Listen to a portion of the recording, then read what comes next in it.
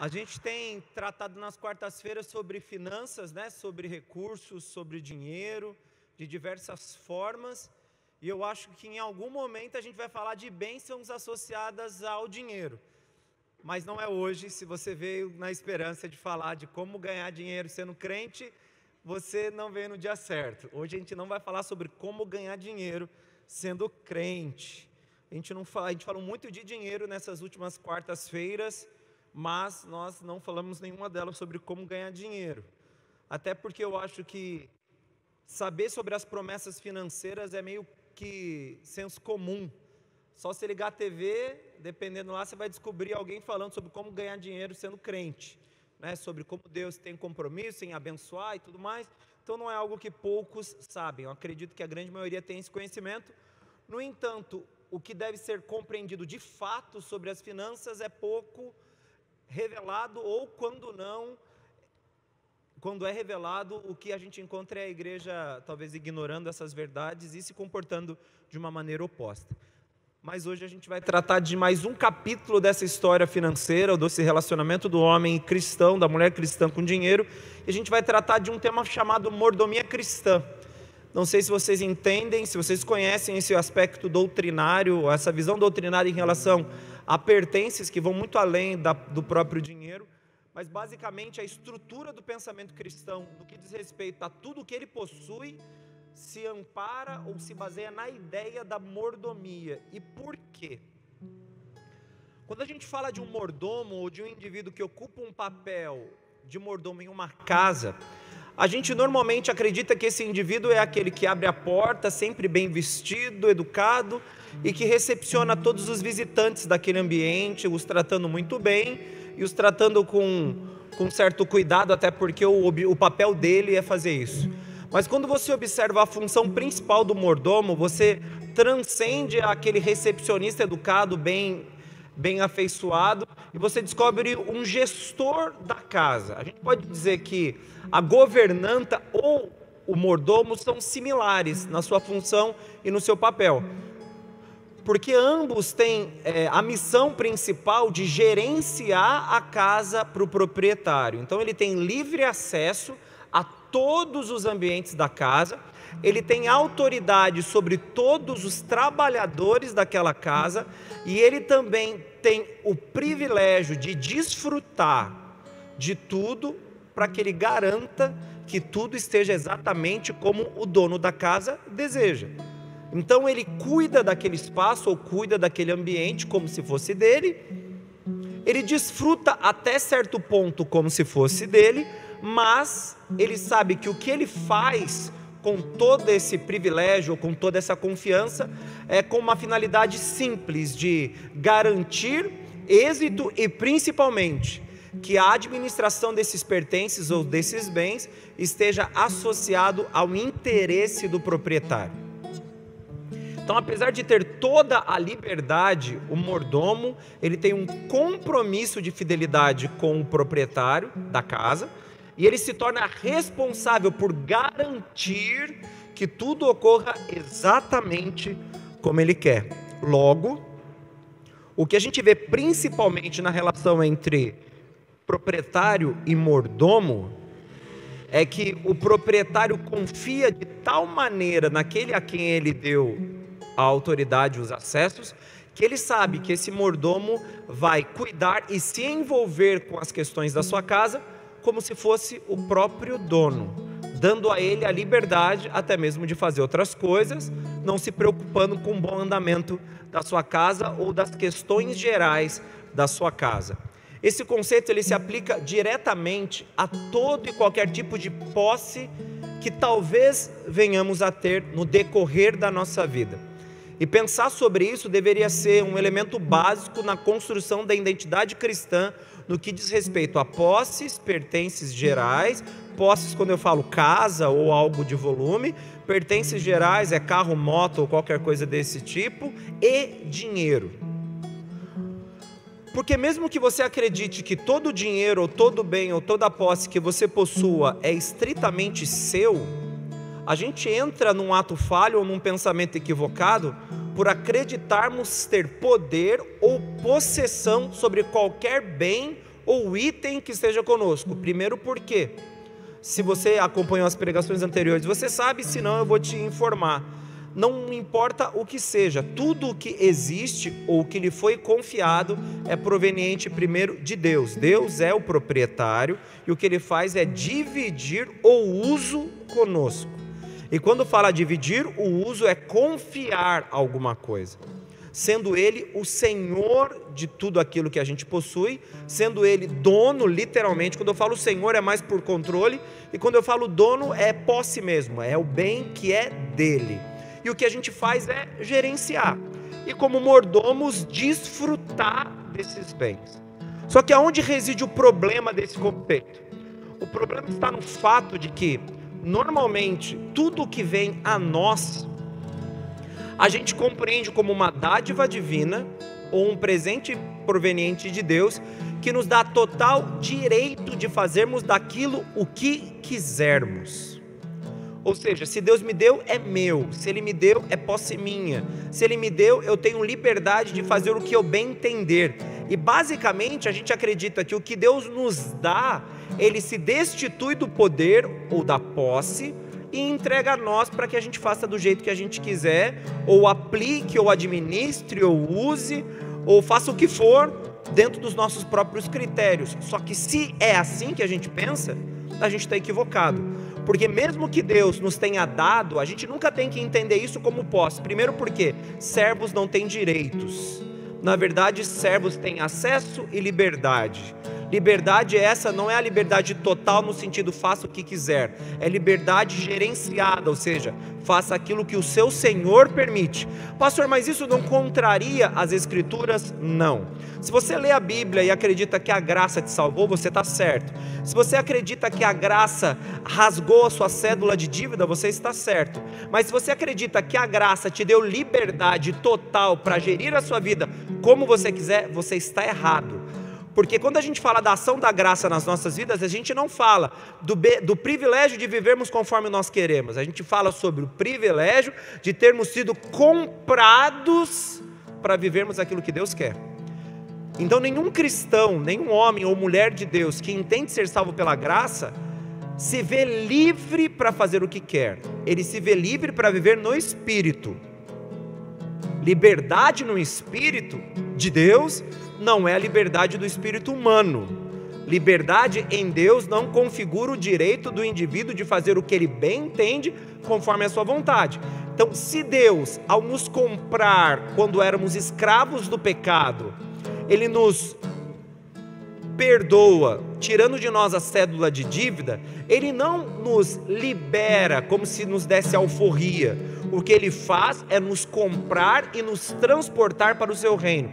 Quando a Bíblia fala que a gente foi transportado para o reino de Deus, você tem que entender assim: eu fazia parte do reino de Satanás, ele me comprou e agora eu faço parte do reino de Deus. Esse é o pensamento. Só que a gente tem outros nuances dessa ação que nos coloca como príncipes, ora como filhos, ora como servos, ora como porta-vozes, porque aquele que prega é um porta-voz, ora como embaixador. E a gente tem que saber distinguir esses conceitos. Mas de forma geral, mesmo que a gente seja filho, a gente está debaixo da autoridade do pai. Mesmo que a gente seja príncipe, a gente está debaixo da autoridade do rei. Mesmo que a gente seja servo, a gente está debaixo da autoridade do Senhor, e assim subsequentemente. Ele nunca nos deu autonomia, Ele nos tirou da condição que estávamos e colocou numa nova condição. Por essa razão, nada do que entendemos ser nosso é efetivamente nosso, com direitos totais. É nosso para gerir, administrar, usar, aplicar, mas não para dominar. E por que é importante ter essa diferença? Porque na prática o que somos é mordomos ou governantas e não proprietários. Pastor, mas eu não acredito nisso. É simples. Vocês acreditam nos dons espirituais, amém ou não? Acreditam, amém? A Bíblia fala para que a gente faça o que com os dons espirituais? Os administre. Administrar nesse caso é exatamente como um médico faz ao administrar remédio. Dou isso para o seu irmão. E a Bíblia também fala que o Espírito Santo distribui os dons para tudo que for útil. A utilidade dos dons não reside naquilo que a gente se beneficia, ele reside naquilo que a gente faz com ele em função do próximo. Mas o dom é meu, eu uso para quem eu quiser, de forma alguma. O dom é de Deus, ele te deu para que você use conforme ele quer. Deus, ele te deu dons para que você use conforme ele quer. Deus te deu recursos para que você use conforme ele quer. Então, de forma bem geral, tudo que temos é de fato de Deus, e o que somos é mordomos destes bens, dessas posses, dessas riquezas, desses dons ou de qualquer outra coisa que a gente possua ou tenha como habilidade e aptidão. Amém? Então, todo mundo entendendo? Amém ou não? Glória a Deus. Vocês estão me entendendo mesmo ou não? Então, né? Falar de dinheiro e falar que você não é dono do dinheiro que você suou o mês inteiro para trabalhar, sempre dá uma tristeza no povo, porque o primeiro pensamento que a gente tem é: onde eu vou gastar, como eu vou gastar, o que eu vou fazer. Pouco se pensa sobre o que Deus quer, como Deus quer, aonde Deus quer, porque a gente acredita que é nosso. Não, eu ganho com o suor do meu rosto. Nem o suor do teu rosto você pode falar que é de fato o ponto comum ou o ponto principal das conquistas, porque na verdade, se a gente plantar, se a gente trabalhar, se a gente fizer o que for, e isso não for garantido por Deus o sucesso, nem todo o nosso esforço vai ser suficiente, porque se Deus não edificar, em vão trabalham aqueles que edificam. Se Deus não guardar, em vão trabalham aqueles que guardam. Se Deus não fizer crescer, em vão trabalham aqueles que semeiam. Na prática, todo o nosso esforço não resulta em sucesso garantido. Ele precisa e depende intimamente de uma intervenção divina. Abra a tua Bíblia, por favor, em Lucas capítulo 9, no versículo 2.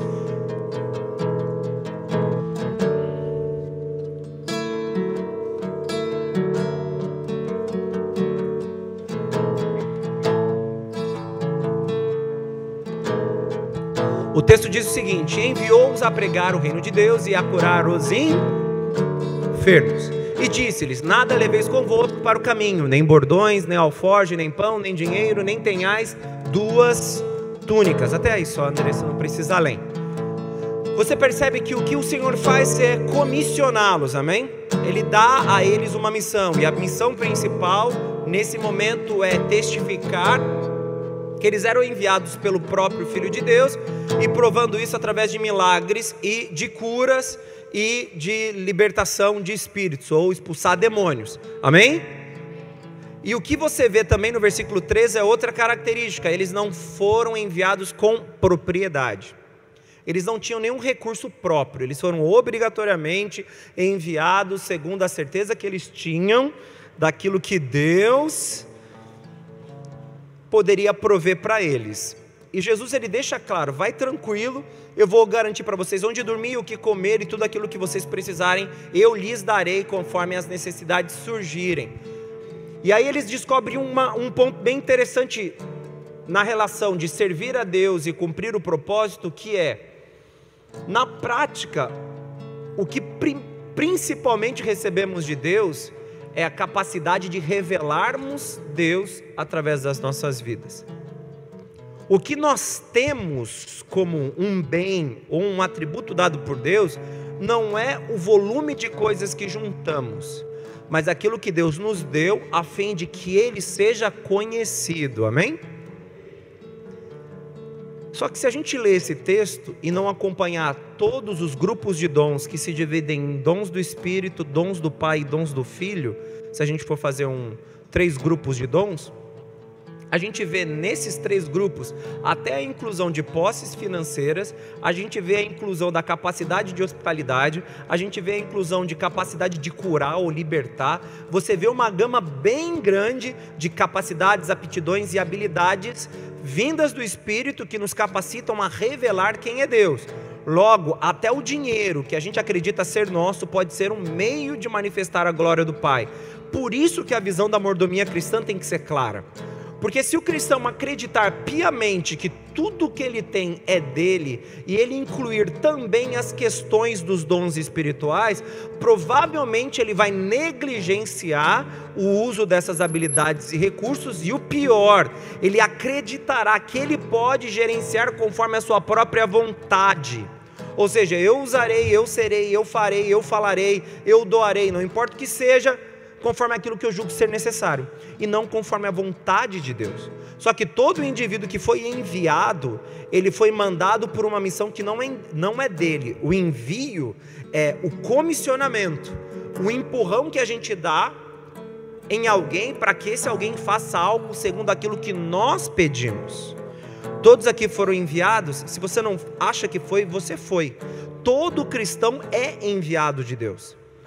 Não, mas para ser enviado eu tenho que receber uma unção e ser comissionado para ser pastor de uma igreja, ou missionário ou líder. Esquece, não é assim que funciona. Essa é uma das comissões, mas a principal comissão é aquela que diz respeito a ir e pregar. Então todo cristão foi direcionado, impulsionado da vida que vivia em direção a uma nova vida, e ao ir em direção a uma nova vida, a sua missão principal é revelar a Deus, cumprir o propósito, manifestar a natureza de Cristo. Amém ou não?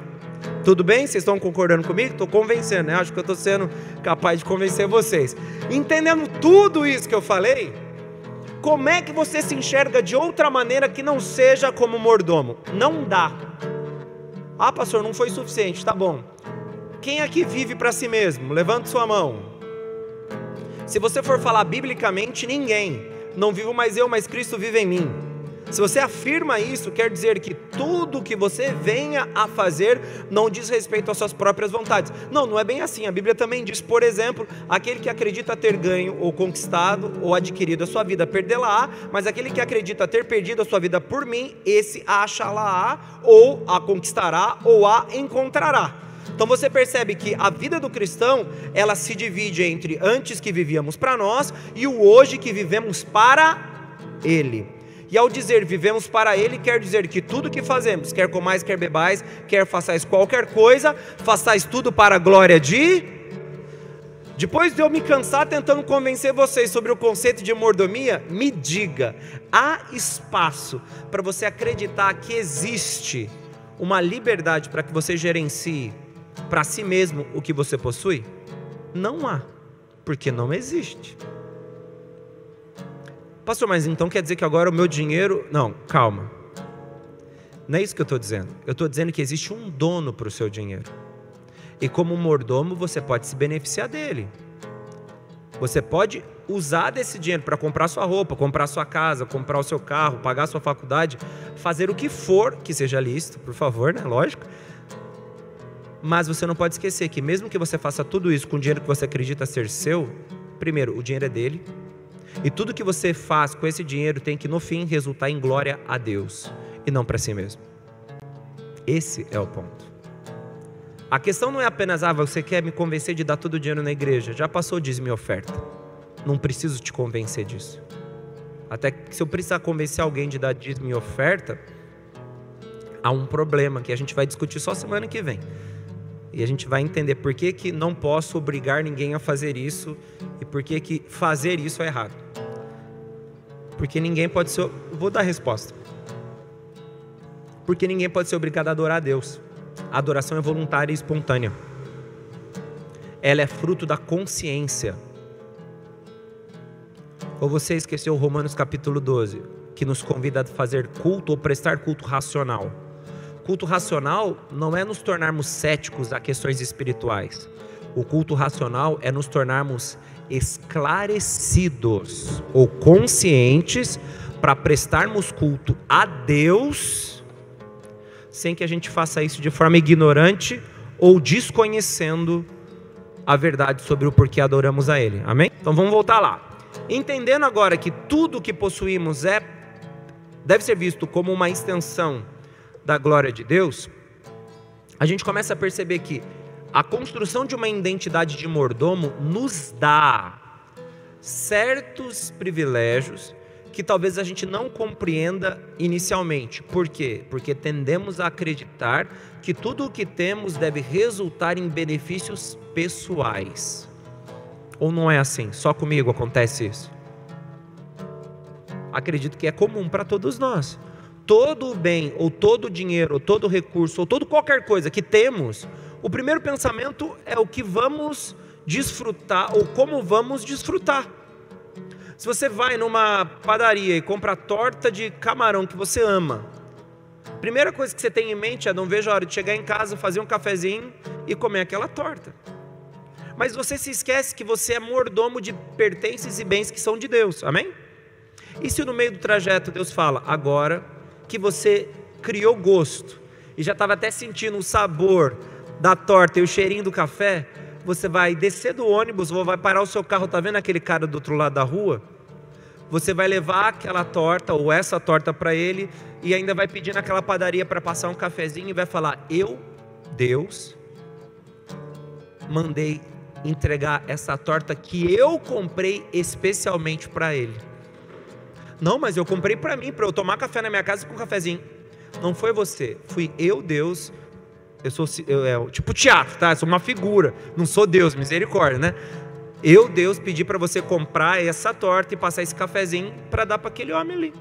Não, Senhor, mas eu comprei para mim. Você não comprou, fui eu que te levei a comprar. E eu usei o seu gosto pela torta para que eu pudesse dar a torta para quem eu queria, porque eu sou dono do seu dinheiro. É assim que funciona, pelo menos deveria. A nossa visão sobre o uso e a nossa visão sobre a administração de tudo aquilo que possuímos deveria ter essa natureza.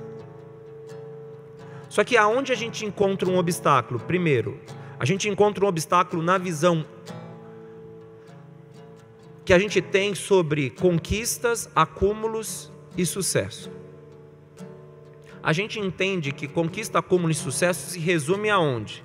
No maior volume de bens de valor ou bens que de alguma forma nos colocam numa posição superior comparada às outras pessoas. Seja um melhor carro, seja melhor roupa, seja melhor casa, melhor emprego, melhor qualquer coisa. Normalmente se define a partir dessas conquistas. Então eu sou o quê? Eu sou o reflexo das conquistas que eu adquiri, dos acúmulos que eu consegui fazer no decorrer da minha vida. Eu sou bem sucedido porque ao atingir 50 anos eu estou aposentado, tenho uma ótima renda, tenho algumas casas de aluguel e eu posso até fazer viagens para o exterior sem grande dificuldade. Eu venci.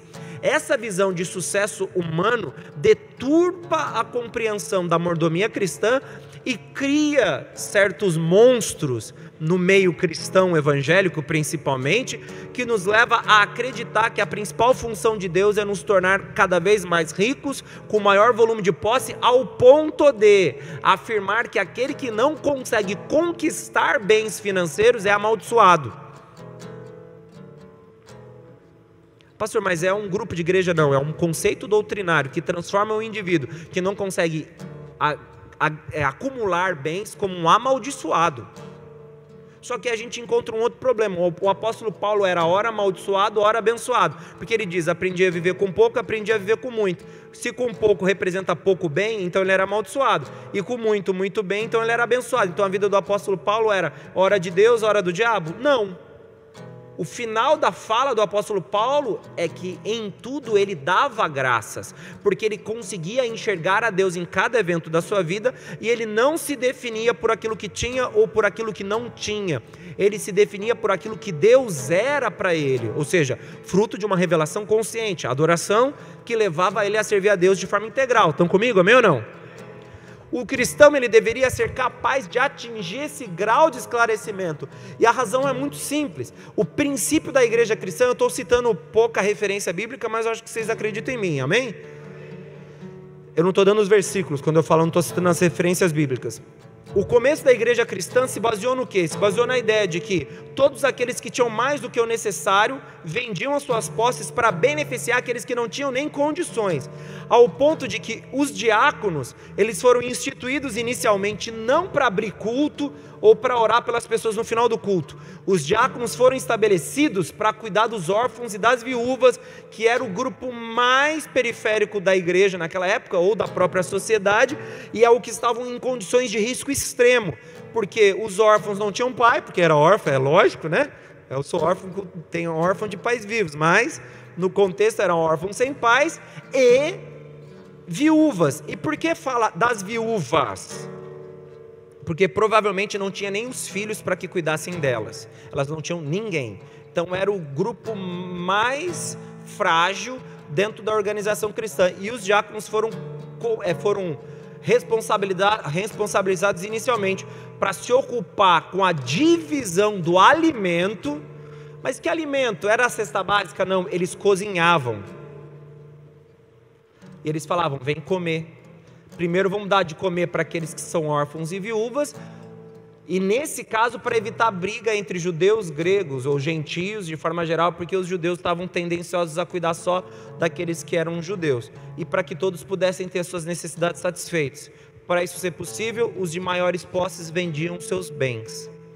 Ai pastor, mas eu não acho certo. Deus acha tão certo fazermos isso que Ananias e Safira são fulminados por mentirem ao Espírito Santo em algo que eles haviam se comprometido, que era vender uma herdade e dar integralmente o valor. Para quê? Para os apóstolos comprarem um carro, um jato, um avião? Não. Para que eles pudessem gerenciar esse dinheiro e dividir o recurso na satisfação das necessidades básicas da comunidade local. Essa é a visão da mordomia. A compreensão da mordomia cristã reside aí. E antes que você diga, pastor, é certo um pastor receber? É. Mesmo que você não queira ouvir isso, porque todo aquele que ocupa ensinar o evangelho. Você já ouviu todo trabalhador é digno do seu salário? Você já leu o contexto onde esse versículo está associado? Ele está associado à ideia de ensinar a palavra, de pregar, que os pregadores, porque eram trabalhadores, possam comer do trabalho, que era um ensino.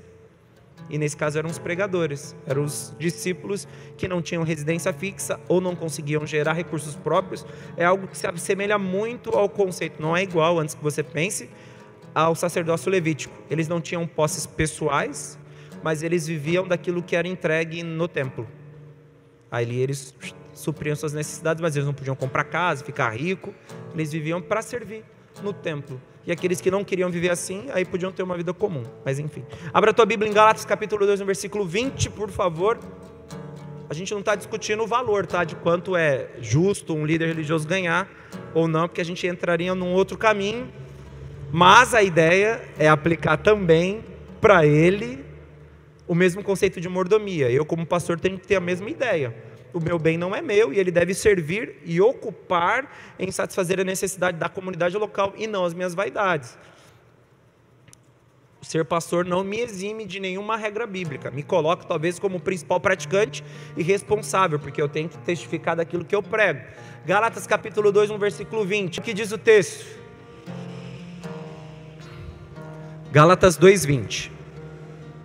Já estou crucificado com Cristo e vivo, não mais eu, mas Cristo vive em mim. E a vida que agora vivo na carne, ou seja, a vida natural entre as realidades humanas, aquilo que a gente pode chamar de realidade horizontal, a vida mortal entre os homens nas diferentes áreas, essa vida na terra, ela tem que ser vivida pela fé do Filho de Deus. E quando fala pela fé, não é acreditando que Deus vai me fazer o melhor, mas é me movendo através dos fundamentos ensinados pelo Filho de Deus, ok? O qual me amou e se entregou a si mesmo por mim. Se ele morreu por mim, agora eu vivo por ele, basicamente isso. Abra a tua Bíblia agora em Romanos capítulo 11, no versículo 36, por favor.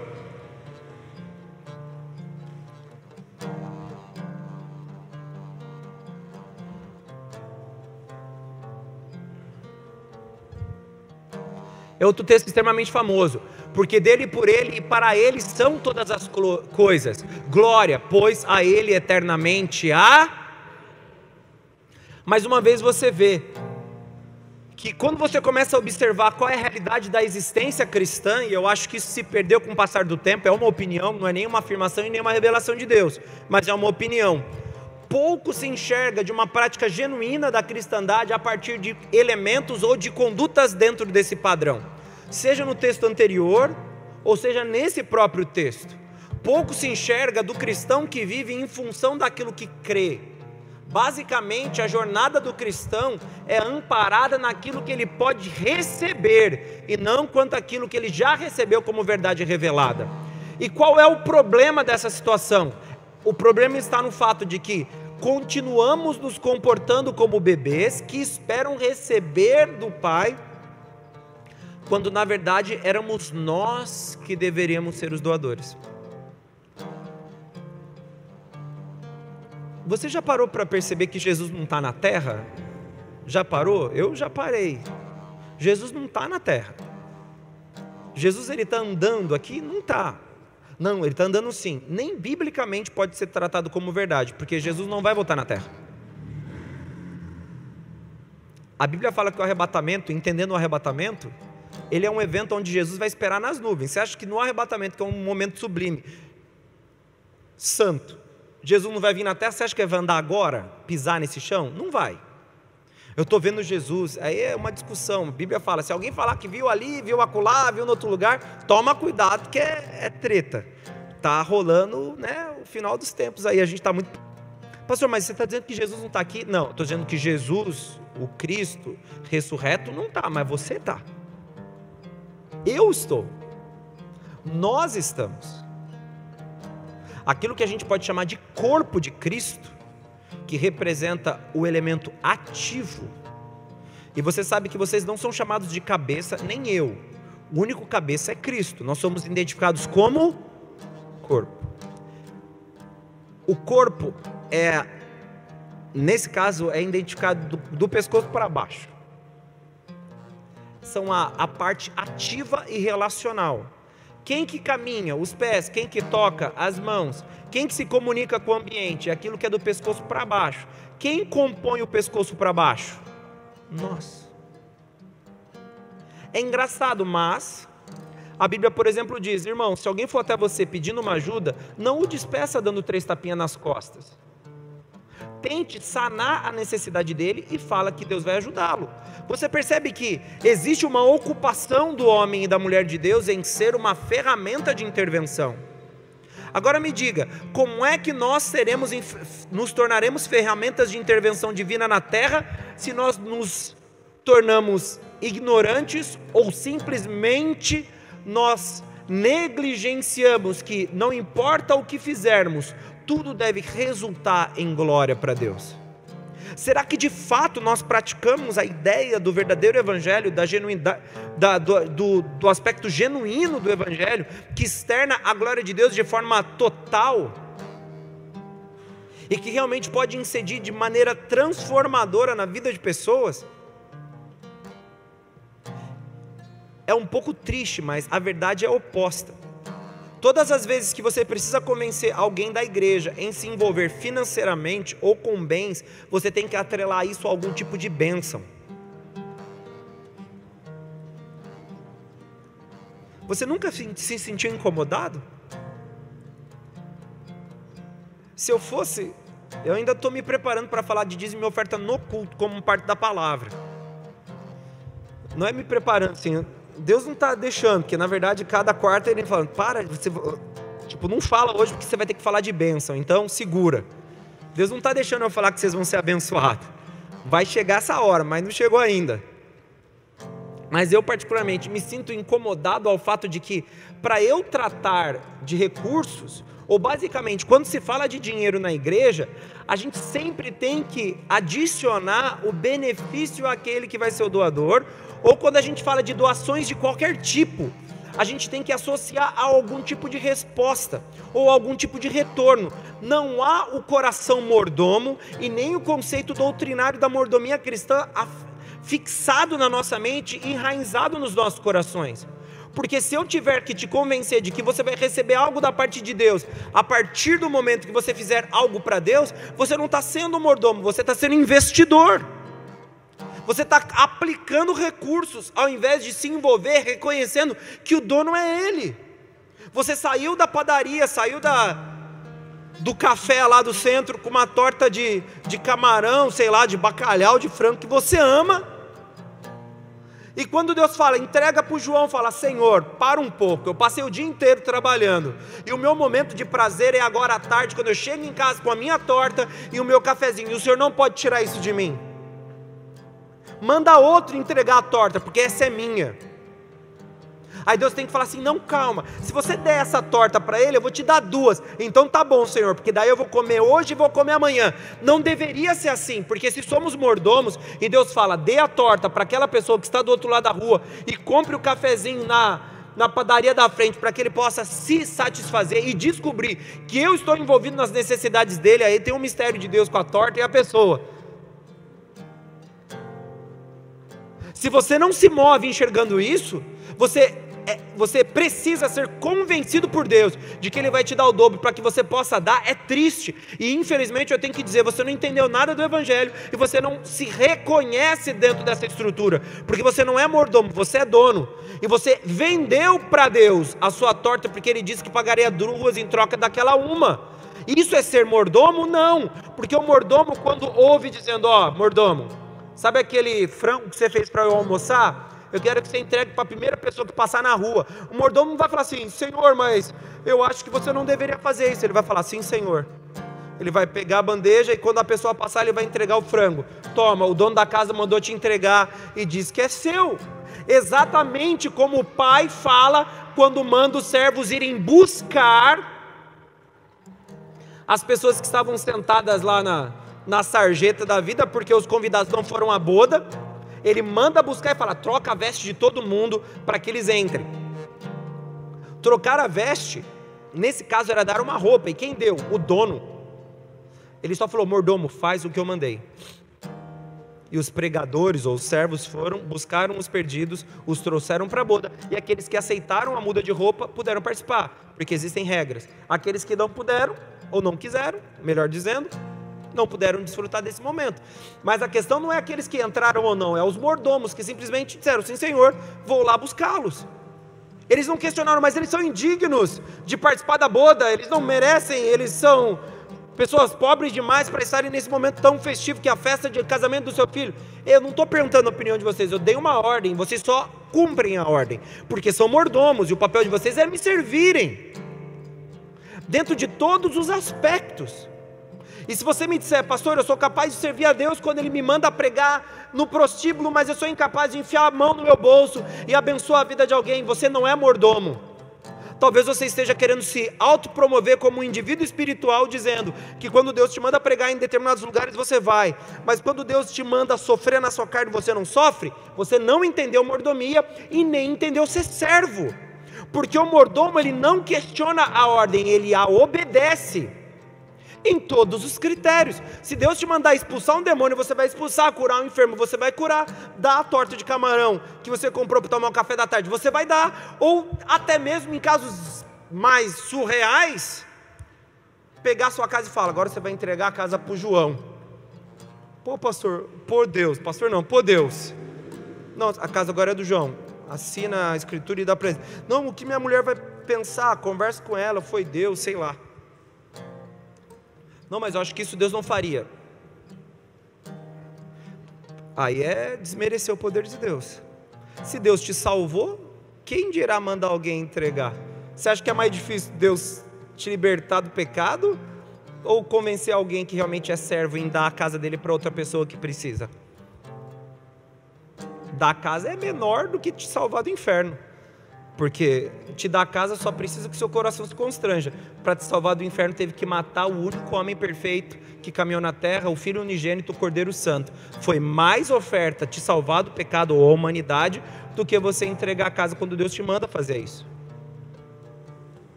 E esse talvez foi o ponto principal da morte de Ananias e Safira. Mentiram para o Espírito Santo, eles não tiveram consciência sobre tudo aquilo que estavam vivendo, simplesmente foram gananciosos e acreditaram ter poderes sobre aquilo que Deus ordena. Nós não temos, amém, queridos? Gênesis 24, versículo 2, por favor.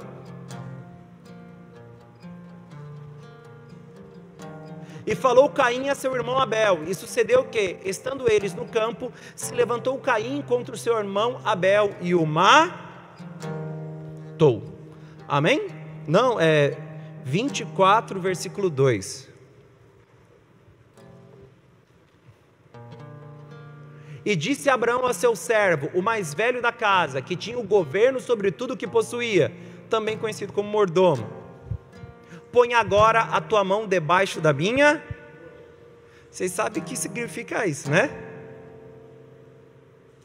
Pega nas minhas particularidades, né? Que era uma forma de, tipo, somos macho. Hoje em dia a gente cuspia na mão e falava, né? Era uma forma de assumir um compromisso.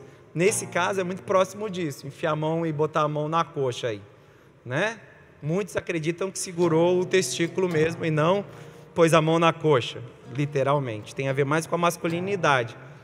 mas você vê a identificação de um indivíduo que tinha autoridade. Esse gesto de confiança só é dado para pessoas específicas, amém? Abraão não ia mandar um Zé qualquer, fia a mão aí, né? Não ia. Existe um critério, e o critério é o quê? Aquele que possui o governo, também conhecido como mordomo. Esse indivíduo tem acessos, liberdades e direitos diferentes do público comum. E aí você começa a caminhar em direção das bênçãos.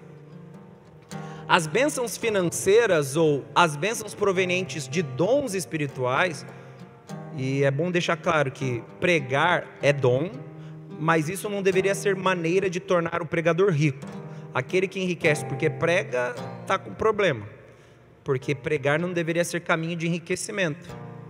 Na verdade, o oposto, porque ao se falar da palavra, você deveria ser praticante daquilo que fala, e aí o conceito teria que ser outro. Mas enfim, a gente não vai discutir sobre essas questões. Mas o ponto essencial é saber que aquele que recebe a confiança ao ponto de ter acessos mais profundos, tem uma liberdade de gerenciamento e uma oportunidade de desfrutar de coisas. Não que alguém queira desfrutar disso aqui, né? Eu acho que não. Mas, no caso dos acessos e do poder que esse servo tinha nos bens de Abraão, é o que nós recebemos da parte de Deus como mordomos, amém ou não? Aí você começa a descobrir como Deus abre portas profissionais, Deus indica caminhos, Deus faz você tomar certas decisões que vão ampliar os seus horizontes financeiros e vão te levar a níveis de conquistas, de recurso, agora dizendo, muito além do que naturalmente você faria. Foi Deus te encaminhando para a riqueza que é dele. Só que esse gesto é um gesto de confiança.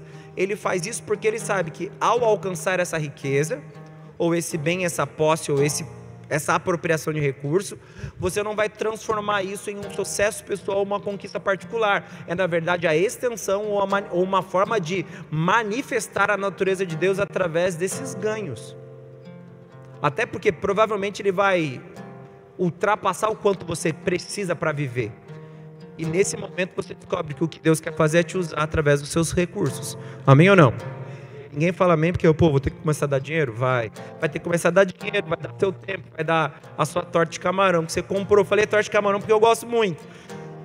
Torta de camarão, fica a dica, né? Se você vier bater papo comigo, uma torta de camarão, café eu garanto. Vai que Deus fala, comprou a torta, vai lá e leva pro pastor a torta de camarão, porque ele gosta muito. Não sei, né? Não foi Deus que falou, falo de mim mesmo, mas vai que Deus fala com você, né? Na sua casa qualquer dia.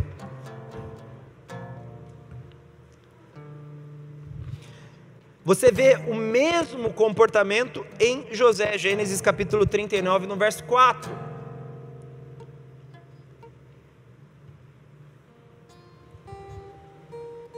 José, ele primeiro se torna senhor dentro da casa de Potifar, e depois ele se torna senhor também de todo o Egito, em dois momentos distintos.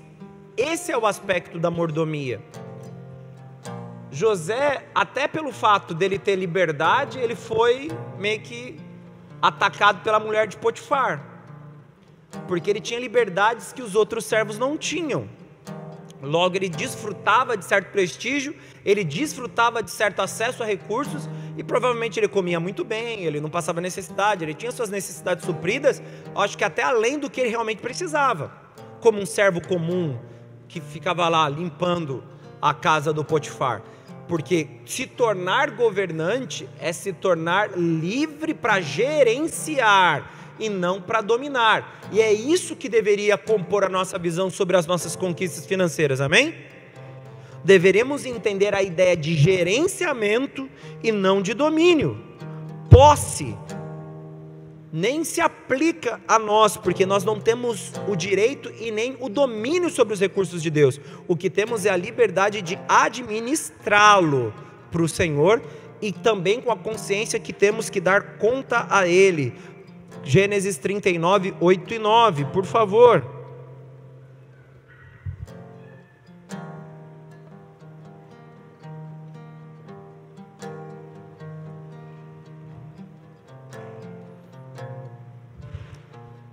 Porém ele recusou e disse à mulher do seu senhor: eis que o meu senhor não sabe do que há em casa comigo, e entregou em minha mão tudo o que tem. Ninguém é maior do que eu nesta casa, e nenhuma coisa me vedou, senão a ti. Está falando da esposa dele. Porquanto tu és sua mulher. Como, pois, faria eu tamanha maldade e pecaria contra Deus? José, ele tinha a compreensão do papel dele. Ele sabia que a mulher de Potifar era a exclusividade dele. Mas todo o resto ele podia desfrutar disso com completa liberdade. Mas nunca se esquecendo, não é meu, é dele, do meu Senhor. Você está me entendendo, querido? Para a gente caminhar para o final. Eu não sei qual é a sua realidade financeira, ou dos seus bens, ou das suas posses. Talvez você tenha poucas coisas, ou muitas coisas. A questão não é o volume, a questão é a compreensão de propriedade. Falamos disso de bens financeiros, podemos falar isso de dons ou de qualquer outro recurso. Quando a gente fala de mordomia, a gente engloba tudo na esfera espiritual. E eu espero que você entenda isso. Porque uma igreja que quer transcender do que muitos chamam de religiosidade para uma vida livre no espírito, ela tem que começar a se envolver com as coisas da terra de maneira espiritual, para que a glória de Deus seja revelada. Não há como se envolver com as coisas da terra de forma natural, desassociando isso das coisas espirituais. Muitas pessoas tendem a dizer que cada segmento da vida tem que ser interpretado e tem que ser praticado de maneira distinta. O que é espiritual, seja espiritual na igreja, mas no trabalho seja profissional. Seja profissional no trabalho, mas no lazer fique à vontade. Se você está numa viagem, tire férias. Ou seja, desfrute, aproveite, você vai voltar para a realidade da sua vida. No que diz respeito a ir trabalhar, não ir trabalhar, passar dias na praia, tranquilamente de férias ou qualquer outra coisa, eu concordo.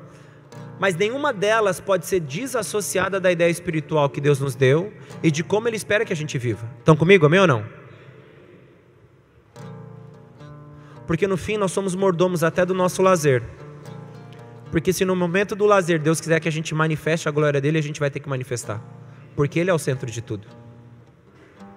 Seja na conquista, no bem, na posse, no dom, na habilidade. Talvez você seja talentoso em alguma área. Você já pensou em fazer isso em algum momento para a glória de Deus? Pensei, pastor, eu vou começar a fazer umas camisetas e vou vender. Não estou falando sobre ganhar dinheiro. Estou falando sobre para a glória de Deus.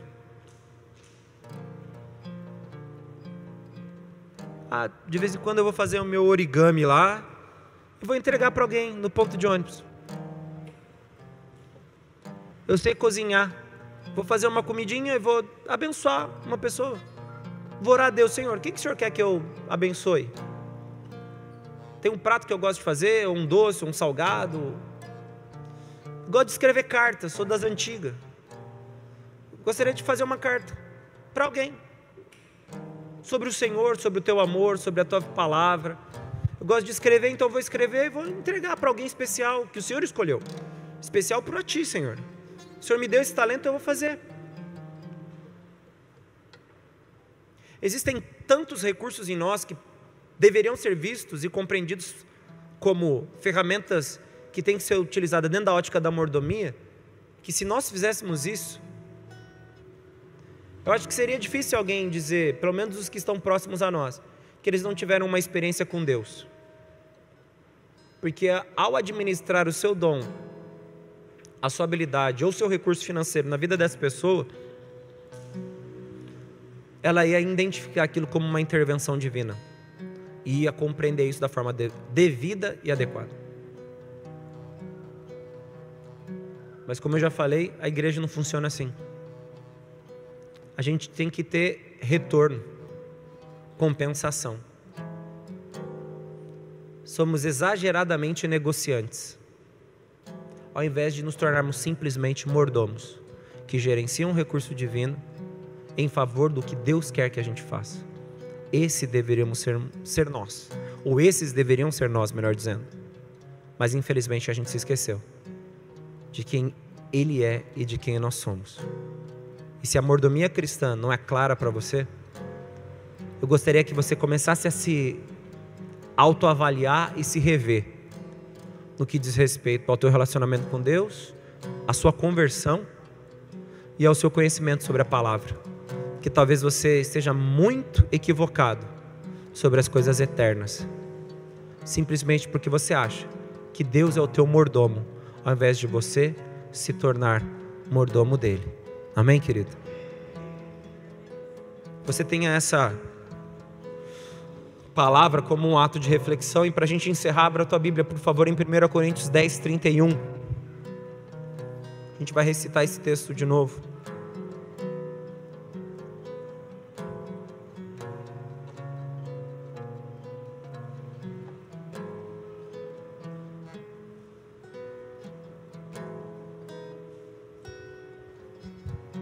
Primeira Coríntios 10, 31.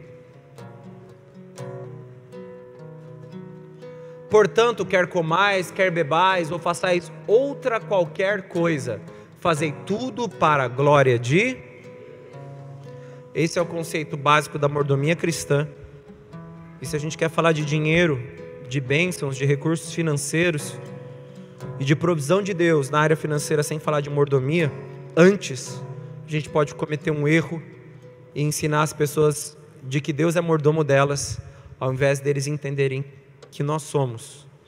Eles não vão falar de forma na primeira pessoa. Eu sou mordomo de tudo aquilo que Deus me deu, e eu tenho que administrar segundo a vontade dele, como vocês também são. Amém, querido? Fique de pé, por favor, e aplauda o Senhor.